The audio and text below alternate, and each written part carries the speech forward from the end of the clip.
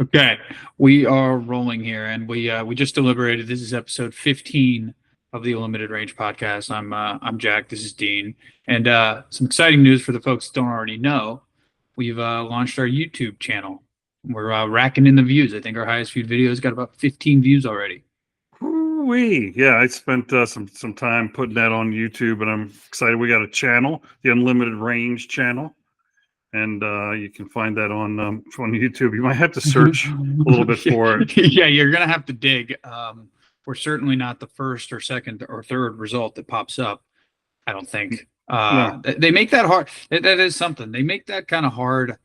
They make it hard to kind of launch something like that. I mean, I'm not saying I expected 100,000 views first day or even 100, but they do make it kind of a challenge for new up and comers because I don't think they show that video to anybody. And even when you try to look for it, it's kind of hard, huh? So let's just. It's interesting you say 100,000. So what is the number like? If you said, "Boy, if we got to this, I'd feel like maybe we're making a little traction with somebody." What number are you? Oh, like 100, honestly, maybe 100, 50. 50. I mean, 50. We're at like 11 or 15 or something like that. So it's. I mean, I'm being serious. 50's a good. I'm being straight up. Like, obviously, I wouldn't be like, oh yeah, we're just like popular, we're cool or something. I'm just saying, like, if we got like 50, if we on an average video we're getting like 50 views, I'd be like, okay. I mean, like, that's more than I would. Because if the question is like, how many do I anticipate, or like if we posted a video, how many would I expect to watch it? That number's, I think 15 is a good benchmark for that. Like 15, maybe 20. I think the first number we should is 25. That'd be the first threshold that we should be looking to. Are you asking the question like what would be bananas? Because like that number. No. I'm just saying, like, I just want to throw out a number that we think it'd be something to strive for. If you got it out to a couple friends and family, and some people watched it, and maybe somebody in New Zealand was trolling around in the basement of YouTube, they'd find it. What would be your like, wow, that's like crazy? Not like what would be that number? Like 1,000? Would that like make you feel really good? Well, honestly, 100 would make me feel good, I think. But anything somewhere between 100 and 1,000, I think. Let's call it 500. Like, we got like 500 views. You'd be like, I'd be like, that's. I don't know 500 people. I guess I got 500 connections on LinkedIn, but I'm not going to share it on LinkedIn. Well, maybe we'll make that a challenge for this video. Maybe we'll say like, hey guys, get us to 500. If you can do that for us, that'd be really great for the Unlimited Range podcast. For make two guys feel good about themselves for something. Get us to 500. It's like GoFundMe for Dean and Jack's podcast. Here's another question: does it count if we like pump it up by telling everybody we know to watch it? Because that's where I feel a little bit like there's a gray area. That does not. No, it would wreck it if you went on all your devices and watched it.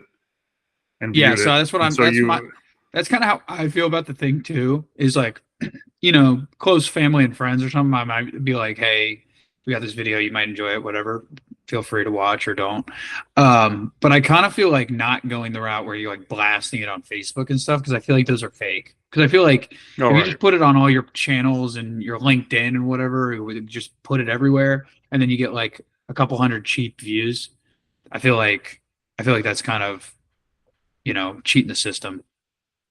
Yeah, no, I agree with that. Okay, well, anyway.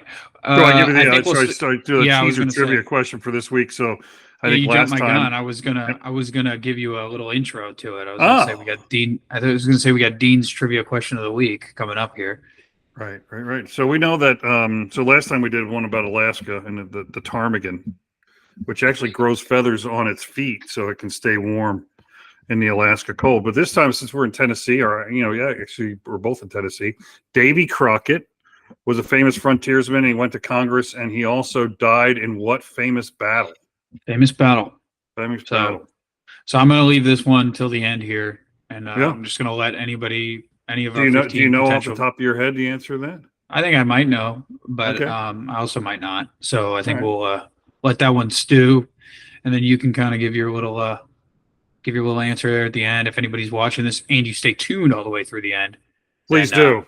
Please stay tuned, because if you don't, you won't get the answer. You could Google it, but that wouldn't be as good as getting the answer here.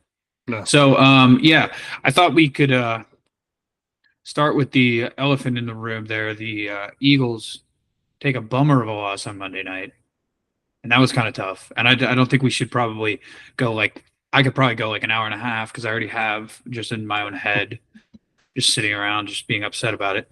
But just maybe quick takeaways without overreacting. Maybe how about that? Without being like the season's just done and let's just throw it in the trash and like because I already see people doing the whole these people on the internet, which I shouldn't even pay attention to, but I do. They love the whole thing when you lose one game in September to say I'm getting ready for the NFL draft. Oh So yeah, we're just so gonna let's not throw do it all that. away. Let's not do that, but let's maybe do Yeah, some high level I think takeaways. the things that I would do is I don't agree with going for it on 4th and 3 on the first drive of the game. Deep inside, when it's a 0-0 game, take the field goal and move on. You haven't established your passing game. You needed to pass the ball there. I think Goddard got interfered with, but unless you're Kansas City, you're probably not getting that call. When with the rest of the game plan, I thought it was actually really good. I don't know what Fangio was calling on defense those last 4 plays. That was really bad. But I thought the pass rush was really lackluster, but the defensive backfield looked really great. And I think Saquon looked great. And, I think that call, throwing the ball to him, is not a bad call. He catches that ball 96 out of 100 times.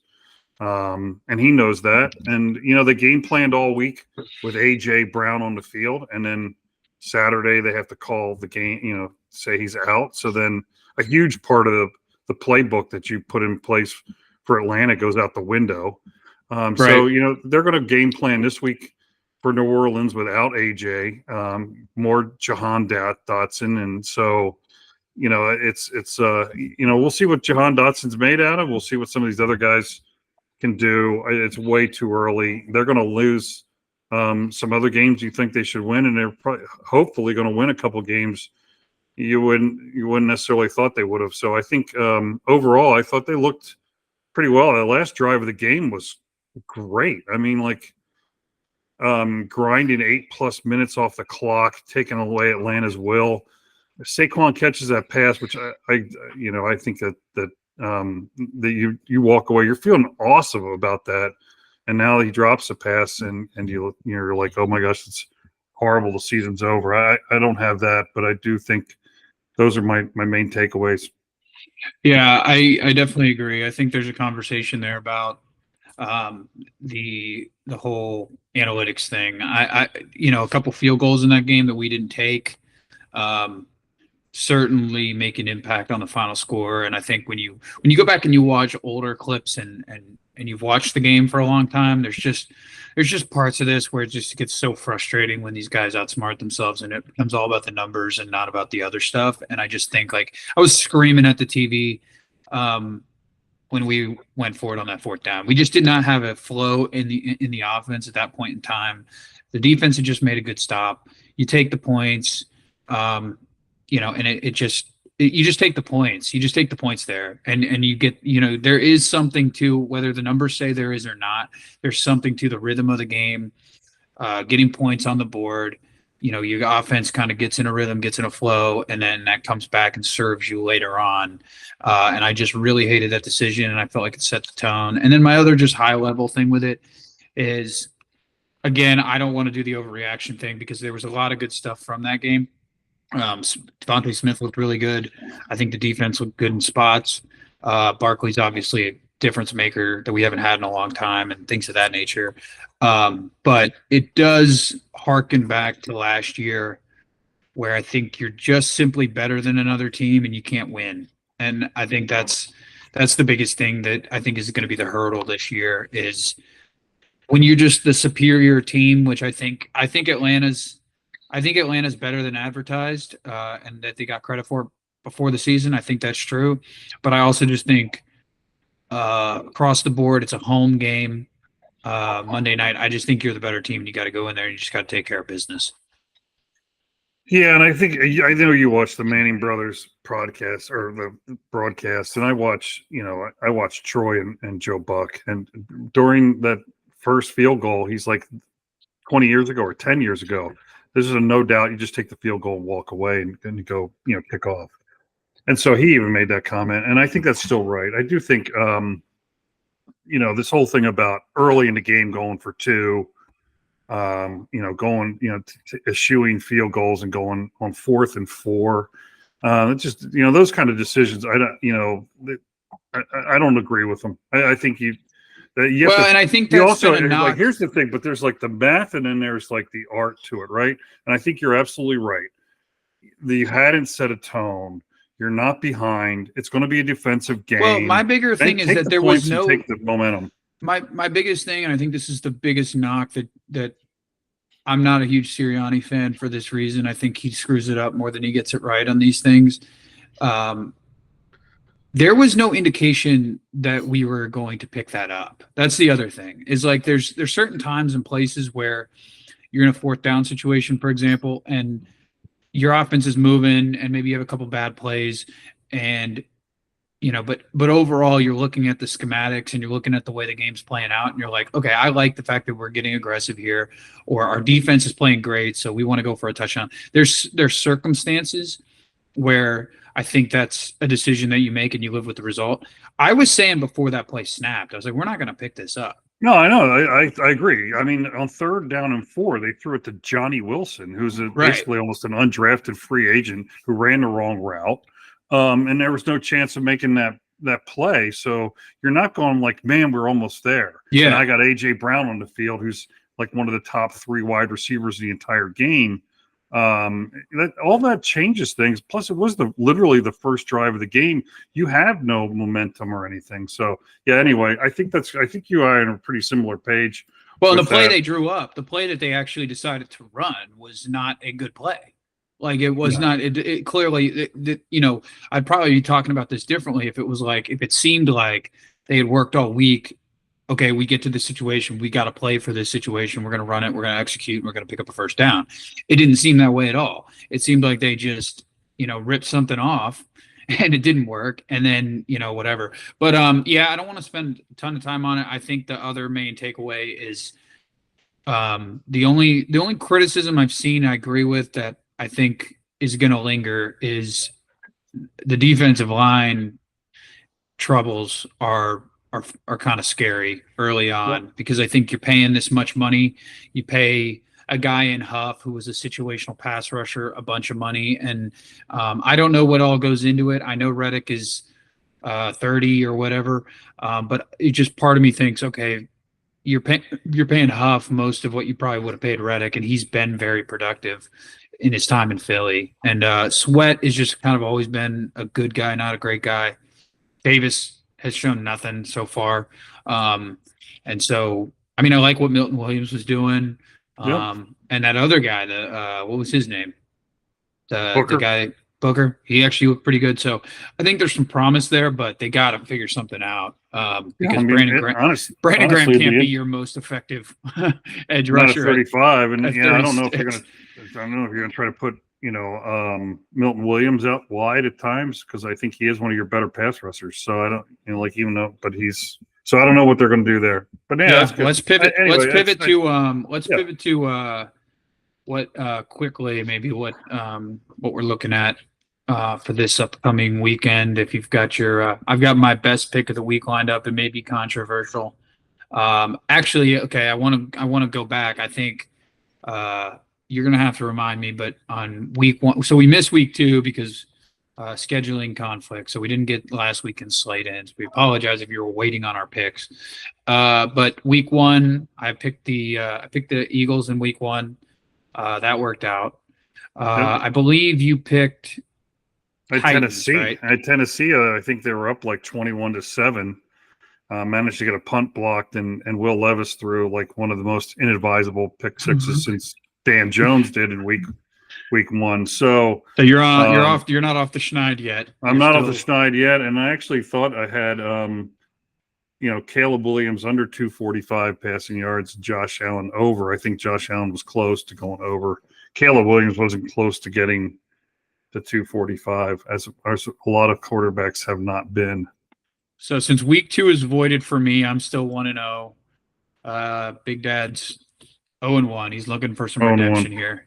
And so I'm going to make a controversial week 2 pick. Looking at the slate this week, there's kind of a lot of games I don't feel like touching down the line when you look at it. But I say this with about 75% confidence. I I just really think Eagles +3 is too many points. I think that I'm never going to bet against the Eagles, so I would never choose the Saints if I was on the other side. I've never placed a bet against the Eagles, but I like the Eagles +3 against the Saints. I am prepared to be wrong potentially because my take right now on the Saints is that I don't think. Well, I'm not saying they're overrated. I just think this is kind of blown out of proportion a little bit. I think they got a lot of confidence going in there to playing against Carolina. I think Dallas is still a good team. Obviously, they've been a great regular season team. I don't really know what happened there, but I just think they're not as good as that. And I think, although we just talked about how the Eagles have some issues to clean up, I just +3 feels pretty good to me for that game. Where the Eagles are going to be looking for a bounce back, and I think they'll clean some stuff up. So the Eagles are getting 3 points, yeah. I will say this. I don't feel great about the money line. And if I wasn't getting a field goal, I'd probably just leave this one alone. But I think the Eagles can win outright. Obviously, we talked about this. I think the Saints are largely the same team that they were a year ago, and I think that a lot of the things that were issues last year, I think there's no real reason on the field that they should be significantly different this year. So I think they're kind of riding a high a little bit, but if I'm wrong, I'm wrong. And I think it will play out like a game similar to Monday nights. Actually, I think the Saints have a good defense. Points are probably going to be challenging, so I think tight line makes sense. So, but if you don't mind, the line on the Ravens Cowboys game. Line on the Ravens Cowboys game is almost a pick 'em. It's the Ravens are favored by 1 point. The Ravens are favored in Dallas by 1 point. Yeah, it's essentially as close to a pick 'em as you can get. So, like the money line is pretty much almost even. So yeah, so I'm going to go ahead and you said the Dallas is actually getting a point. Yeah. So I'm going to take the Ravens minus the 1 point, and we'll call the Ravens. Ravens, I don't believe are going to start the season 0-3. They got a tough game in front of them, but I do see them winning that game, and that's going to put Dallas at 1-2. So somebody's going to be fighting for their life in that game. Good game to pencil that game in. That's a good. So yeah. That's certainly going to be an early season. You hate when you hear that people talk must win in week 3 because it's not by definition, obviously. But it's definitely a season tone setter because Dallas just took a beating to the Saints and they're starting 1-1. They don't want to be 1-2, and the Ravens obviously don't want to be 0-3 after dropping one to the Raiders. So that could be one of the better games of the week if it plays out a certain way. You know what? And what's this? So if we don't mind, let's just do a teaser for us. Cardinals Lions. What's the line there? Cardinals are at home. Looks like the Cardinals. Looks like the Lions are a 3-point favorite, which I think is a little bit of that one. I also think is a little bit of an over adjustment. I think the Cardinals have been impressive. I'll say that. But that's what makes these early season bets really challenging too, because you just don't know. It's so early that it's like it feels unfair to call a team fraudulent at this point, but it also seems unfair to just jump on the bandwagon. Because the Cardinals are one of those teams where I've been impressed with what they've done early on.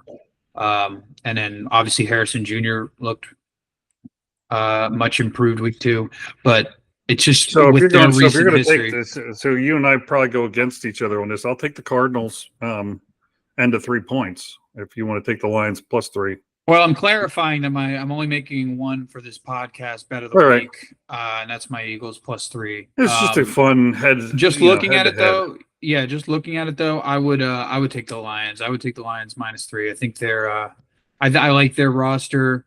They gotten off to a rocky start. Here's one thing I think is going to be super interesting week 3, just across the league. I think that week one with this new preseason format, I think week one is almost a clusterfuck. And then I think week two, it's better, but it's still like not great because you got to think about it. 10, 15 years ago, a lot of these guys were playing like a quarter or maybe 2 quarters in the second game. Then they're playing, a bigger chunk in the third. And then a lot of times, some of these coaches, they were playing almost the full game by the time the fourth preseason game rolled around. So they would. So just for historical context, a lot of times the third game would be what they would call the dress rehearsal, and so they would often have the starters play the whole first half, go into halftime, kind of do their normal thing, get all the adjustments, go out, take the field, and then play one drive, and then that is usually it. And then the fourth preseason game would have been the starters typically didn't play. If they did, they played a drive.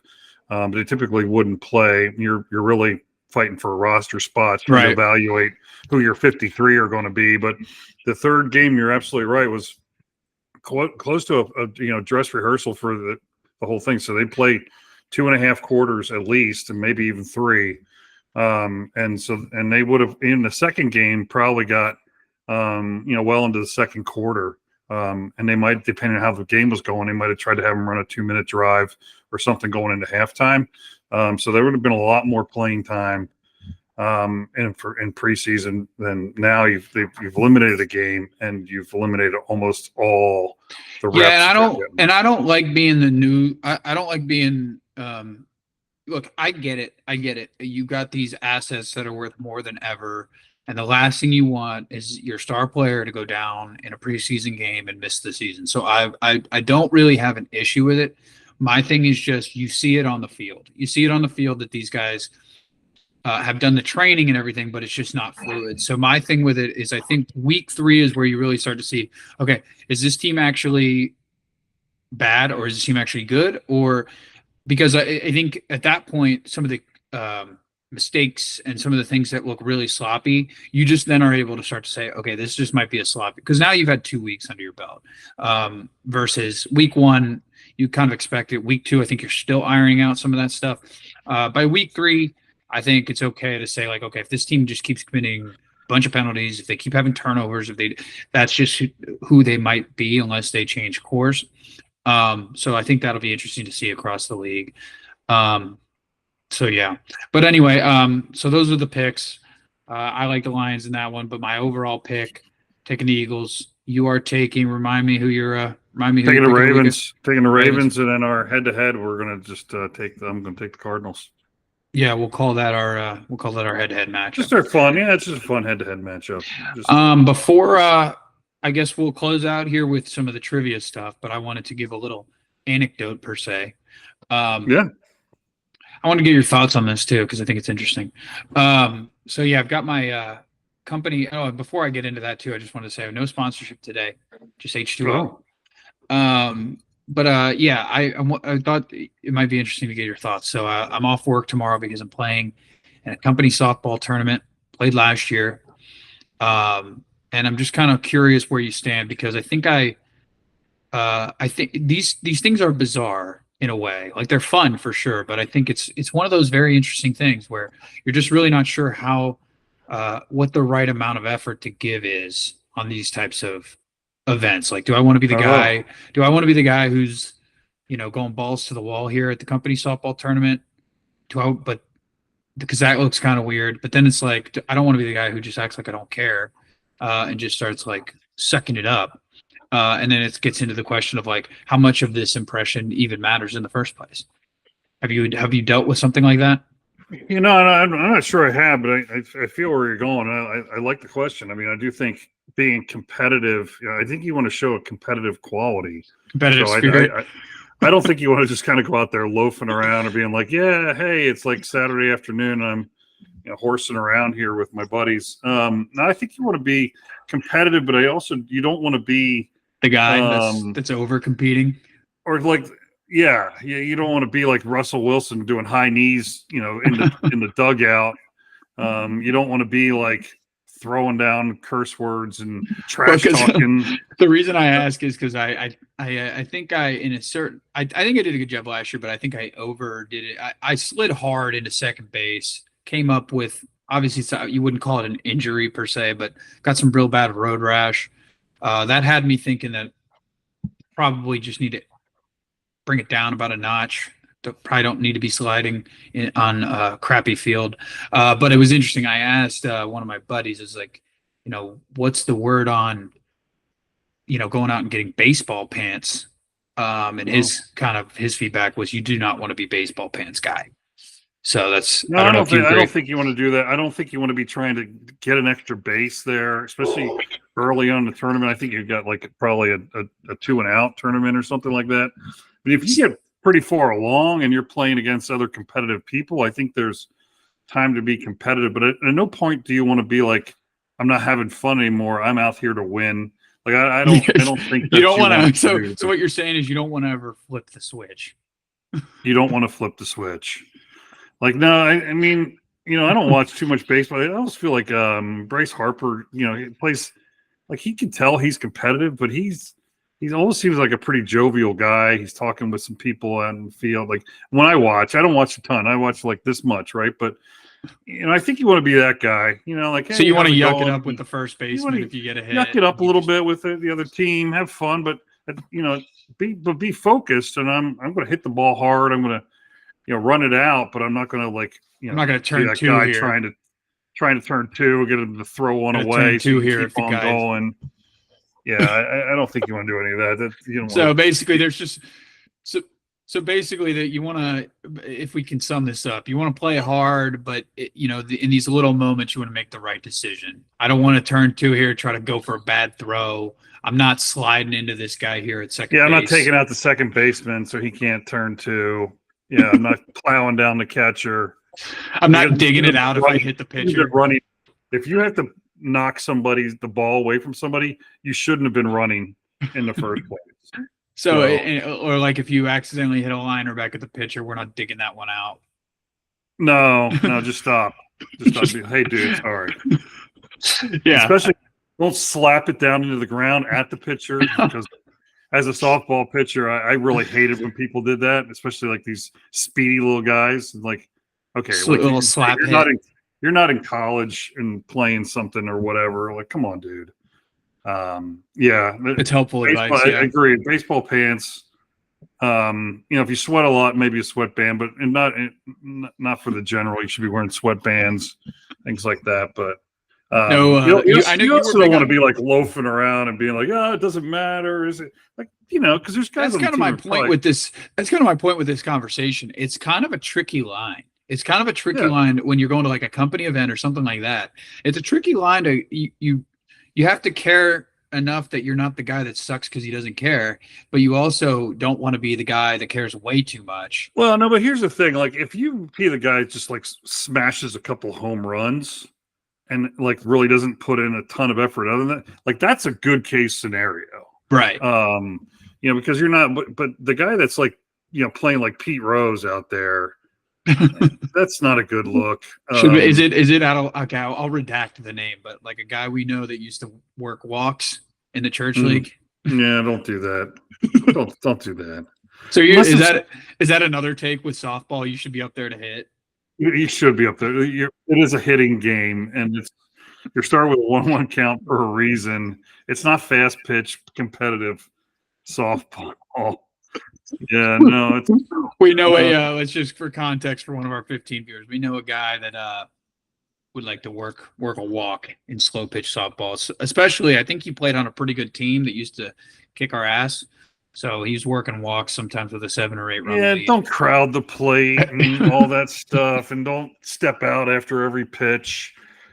All the good stuff. Well, let's. I just wanted to bring that up quick, but let's wrap it up with your trivia question of the day. Yes, you have a guess on the battle that Davy Crockett died in. I'm not a history buff like you are, so the only one that comes to mind is probably wrong, but it's probably I'm thinking the Alamo. It is. That's right. That's exactly right. Him and Jim Bowie who the Bowie knife is named after, were both in the Alamo. Fought to their death against the Mexicans in Santa Ana. So I should probably learn more about the Alamo. That's something I don't know much about that might be good to kind of dive into one day. Yeah, there's. I think it goes down with with Mexico and Spain through the 1800s. We kind of coaxed them into a couple wars where we could then turn around and beat them and take property and land away from them. So I think that kind of goes down as one of those. It was one of those deals. Precursors to the Mexican War that we had in the 1840s and 50s, I think it was. So yeah. So if you are watching this and you stayed tuned all the way to the end and you guessed Alamo, give yourself a pat on the back. I'll make it harder, and I'll make it a little bit harder next week. I don't know if it'll be a state-related question or not, but try to make it hard without making it something like somebody's impossible. never heard of. Yeah, like your question the first week was good, but I don't think anybody. I'm an animal guy, and I've never even heard of that type of bird. So I think it was unattainable if you don't know anything about that. It was unattainable. They're it is kind of a funny little bird. And here's it's the other good. thing. It's definitely good. I mean, if the question leads to a conversation about something kind of interesting, like a bird with weird feet that does that type of thing, then I think it's probably good. You know what? And it's I saw this today, and I just, for the viewers, if you're still watching, do yourself a favor and pull up the Chinese zoo, who has dogs that they've dyed their fur so they look like pandas, and they were trying to pass them off as panda bears until one of them started barking, and then I think gave the whole thing away with the operation. That is, if you want to start, it'd be funny. You could get a bunch of dogs and then make them look like all different kinds of animals and have your own zoo, Jack. That's something to try at some point. Well, one last quippet. I actually, just funny you mentioned pandas, because I saw a thing circulating this week where it said that I got asked a question on a podcast and said, "What is the animal that has the best PR?" And the guy instantly, like an animal expert guy, one of those guys that's been on like the Tonight Show and brings the animals on, he instantly said pandas. He said they're the stupidest animal going. Good. That like they'll hand their baby over if you offer them an apple. So he basically said, and he's like, people get drawn in by the lazy videos of them just sucking on bamboo and stuff, but in all actuality, they're just really stupid. So I do thought some funny things on. They do some funny things on video. They're cute, rolling around, flipping very around, cute, and doing all stuff. So anyway, yeah. All right. Well, I don't think we're probably losing people here with our panda talk. So we will wrap up. I don't know why I would. I think pandas are pretty funny. I do too. Maybe we'll do a segment on them. We'll wrap up episode 15 of the Unlimited Range podcast. To remind everyone, we are on YouTube. We got a new channel over there, so check us out and do whatever that is where you follow along and get notified if you feel like it. Yeah, subscribe and like. Subscribe and like. Subscribe and like. We're trying to get. Remember, guys, 25. We're shooting for 25, but if you got us to 500, we would. Oh my God. We would be really awesome. That would be awesome. We'd be thrilled. Okay, so yeah, Dad, do you have anything before we send them off? No, have a great week. It was fun. Go for the Ravens and go Eagles. Go Eagles, and we will see you here next week for episode 16. Bye, man.